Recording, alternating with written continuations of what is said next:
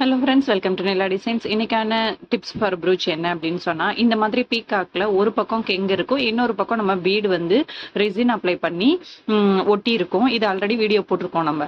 But இதில் நீங்கள் அப்படியே ஒட்டினீங்க அப்படின்னு சொன்னால் ரெசின் பர்பஸுக்காக மட்டும்தான் நீங்கள் யூஸ் பண்ண முடியும்.